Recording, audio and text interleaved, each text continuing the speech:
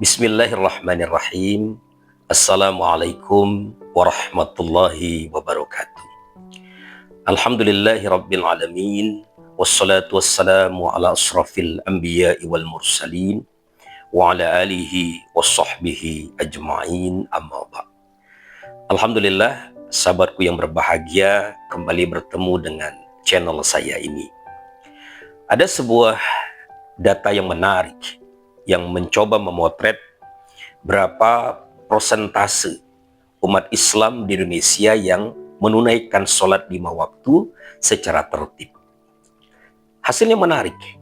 Ternyata dari seluruh umat Islam di Indonesia itu yang secara tertib melaksanakan sholat 5 waktu sejumlah 38,9%. Nah, tentu sisanya adalah mereka yang belum menunaikan sholat 5 waktu dengan tertib. Dan yang menarik, dari mereka yang tidak menunaikan sholat dengan tertib itu didominasi oleh generasi milenial dan Gen Z. Nah, ini tentu saja menjadi sebuah catatan untuk kita semuanya tentang betapa pentingnya kita mengedukasi anak kita, cucu kita agar mereka melaksanakan sholat dengan tertib. Namun pertanyaannya, mengapa di antara kita seringkali tidak tertib dalam melaksanakan sholat? Tentu ada banyak alasan yang bisa kita ungkapkan untuk membenarkan tindakan kita itu. Dari alasan kemalasan, ketidaktahuan tentang ilmu agama, namun yang lazim kita dengar biasanya tentang kesibukan-kesibukan di dalam mencari rezeki.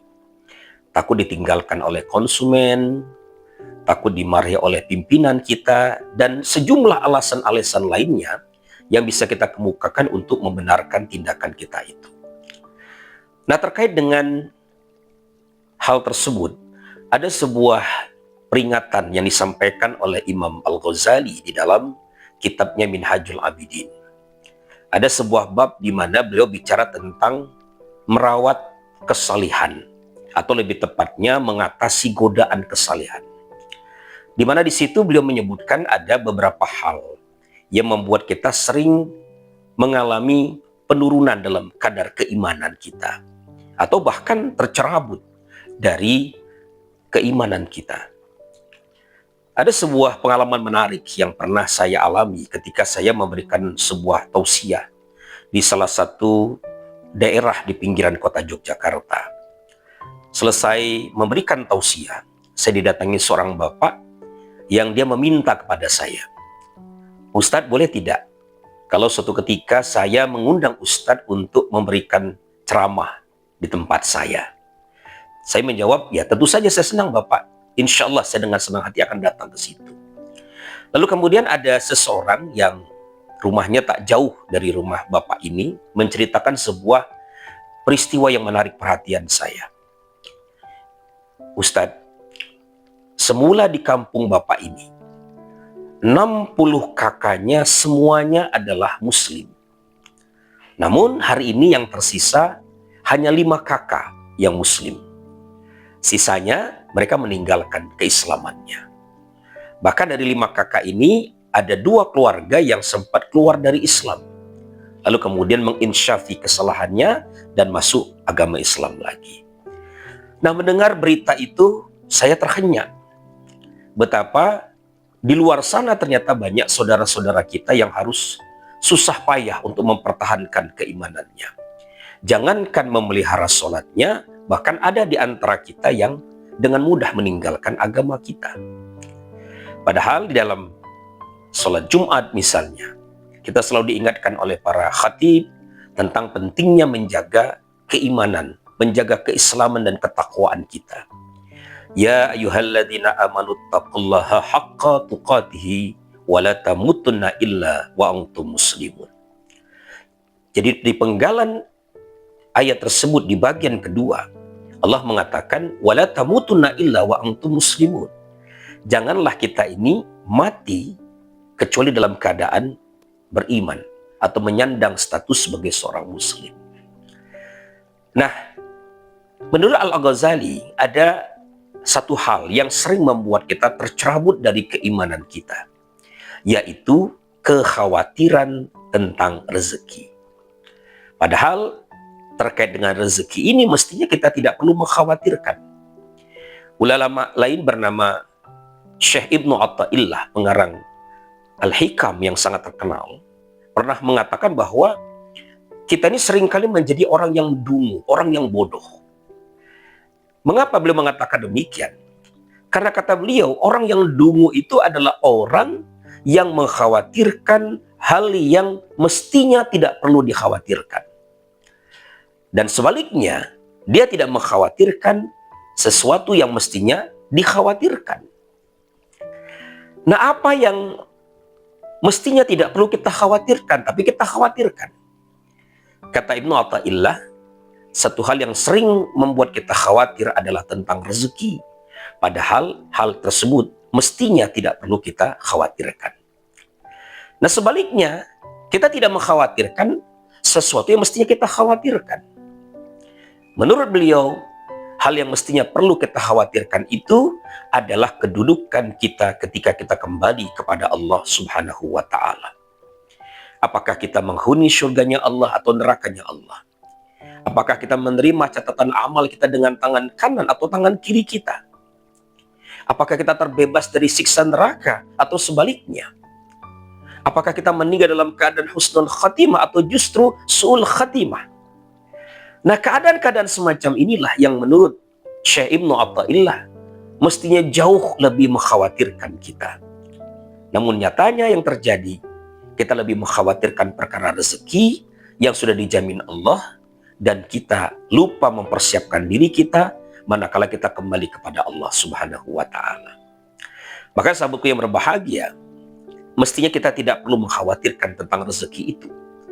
Karena di dalam Islam, kembali kepada Al-Ghazali, ada beberapa hal yang oleh Allah Subhanahu wa Ta'ala di dalam Lauhul Mahfuz sudah ditentukan secara mutlak. Apa hal tersebut? Yang pertama, tentang penciptaan kita. Siapa bapak kita? Siapa ibu kita? Dari suku bangsa mana kita berasal?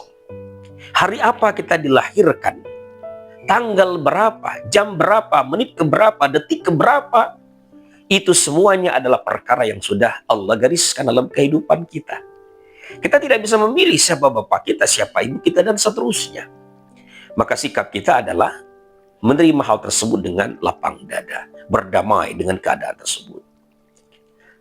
Yang kedua, sahabatku yang berbahagia, yang sudah Allah tentukan sebelum kita dilahirkan ke muka bumi ini adalah tentang tabiat kita. Sebagaimana yang kita pahami bahwa kepribadian kita tidak bisa dipisahkan dari perpaduan atau persenyawaan antara ayah dan ibu kita. Bagaimana kebiasaan kita, perilaku kita sangat ditentukan oleh faktor tersebut. Dan yang ketiga, kata beliau, yang sudah Allah tentukan dalam kehidupan kita adalah tentang rezeki kita. Hanya saja memang perkara rezeki ini dalam Islam, menurut para ulama, bahkan oleh Al-Ghazali sendiri, paling tidak dibagi menjadi 3 jenis. Yang pertama disebut sebagai rezeki yang dijamin oleh Allah. Rezeki ini adalah rezeki yang memungkinkan kita kuat untuk beribadah. Kita bisa berdiri, bisa ruku, bisa sujud, bisa menggerakkan tubuh kita. Kata beliau, tidak mungkin Allah mengembankan tugas sebagai hambanya kalau Allah tidak memberikan rezeki tersebut kepada kita. Siapapun makhluknya, selama dia hidup, maka Allah pasti menjamin rezeki tersebut. Yang kedua, ada rezeki yang disebut sebagai rezeki yang dibagi-bagikan oleh Allah. Nah, sebagaimana namanya, maka rezeki kedua ini, sahabatku yang berbahagia, tentu saja tiap orang menerima jatah yang berbeda. Sama halnya ketika kita memiliki beberapa orang anak. Pastinya anak pertama misalnya dia sudah kuliah, akan berbeda dengan anak kedua yang masih duduk di SMP misalnya. Yang duduk di SMP pun akan berbeda dengan anak kita yang berada di SD. Kalau kita memberikan jatah yang sama, justru hal tersebut mencerminkan kebodohan kita dan tidak adilnya kita terhadap mereka. Nah, seperti itulah rezeki yang dibagikan oleh Allah. Karena kita ini punya kemampuan yang berbeda, profesi yang berbeda, keterampilan yang berbeda, maka sahabatku yang berbahagia, jatah masing-masing kita akan berbeda pula. Nah, kata Al-Ghazali, kunci untuk meraih rezeki kedua ini adalah usaha kita. Allah tidak akan memberikan rezeki tersebut tanpa kita mengupayakannya, tanpa mengusahakannya. Namun saya memberikan sebuah catatan tentang rezeki kedua ini. Kalau di masyarakat sering ada ungkapan mencari rezeki. Bagi saya ketika kita memahami tentang konsep rezeki, kata yang lebih tepat sebenarnya bukanlah mencari rezeki, tetapi menjemput rezeki. Rezeki sudah Allah siapkan untuk kita. Cuma kita perlu menjemputnya. Nah, menjemput rezeki tersebut kita wujudkan dalam bentuk bekerja, berdagang, berbisnis, mengusahakan penjualan lewat online, dan seterusnya. Inilah cara yang bisa kita lakukan untuk menjemput rezeki. Sekalipun demikian, tidak boleh pula rezeki tersebut kita jemput dengan asal-asalan. Kita tidak memperhatikan produknya, tidak menyiapkan pemasaran yang baik, tidak melayani dengan prima, dan seterusnya. Kalau hal semacam ini kita tidak perhatikan, tentu saja kita akan gagal dalam menjemput rezeki tersebut. Nah, yang menarik ada rezeki yang ketiga, sahabat yang berbahagia, yang disebut sebagai rezeki yang dijanjikan oleh Allah. Nah, rezeki ketiga ini adalah pengejawantahan rahimnya Allah kepada hamba-hambanya yang takwa, yang dekat kepada Allah Subhanahu wa Ta'ala. Karena itulah, kembali pada Syekh Ibnu Athaillah, ketika beliau mengatakan ada orang yang bodoh terkait dengan rezeki itu, beliau mengutip satu firman Allah dalam surat Toha ayat 132. Wa'mur ahlaka bis-salati wastabir 'alaiha. La nas'aluka rizqan, nahnu narzukuka wal 'aqibatu littaqwa. Dan suruhlah keluargamu untuk menunaikan salat dan bersabarlah dalam mengerjakannya. Jadi kita ini oleh Allah disuruh untuk menunaikan salat, sekaligus menyuruh keluarga kita, istri, suami, anak-anak kita suruh untuk sholat dan sabar dalam menunaikan itu. Karena memang sholat itu sesuatu yang membutuhkan kesabaran. Bayangkan ketika orang lain lagi enak-enak tidur, kita menunaikan sholat. Ketika orang lagi enak-enak istirahat, kita mengerjakan sholat zuhur dan seterusnya. Nah, di penggalan berikutnya menarik sekali. Allah mengatakan, La nas'aluka rizqan. Kami tidak menuntut rezeki darimu. Nahnu narzukuka. Kamilah yang memberikan rezeki kepadamu. Nah, ayat inilah kemudian menjadi argumentasi bahwa rezeki itu pasti diberikan oleh Allah. Dan yang menarik, di penggalan terakhir ayat tersebut disebutkan wal aqibatu littaqwa, dan akibat yang baik itu akan diberikan pada orang-orang yang bertakwa. Jadi Ibnu Katsir di dalam tafsirnya bahkan menyandingkan penggalan ayat ini dengan surat Talaq ayat 2 dan 3 di mana Allah berfirman, "Wa may yattaqillaha yaj'al lahu makhraja wa yarzuqhu min haitsu la yahtasib." Jadi kalau kita ini bertakwa, maka Allah akan berikan jalan keluar dari kesulitan yang kita hadapi dan diberikan rezeki dari arah yang tidak kita duga-duga. Nah, jadi menelaah uraya yang tadi saya sampaikan, sahabatku yang berbahagia, sebenarnya kita tidak perlu mengkhawatirkan rezeki kita. Yang terpenting, kita mencoba selaras dengan prinsip-prinsip untuk memperoleh 3 rezeki itu. Rezeki pertama yang dijamin oleh Allah, sikap kita adalah bersyukur. Rezeki kedua, rezeki yang dijanjikan oleh Allah, rezeki yang dibagikan oleh Allah, kuncinya adalah kita perlu berikhtiar dengan sungguh-sungguh.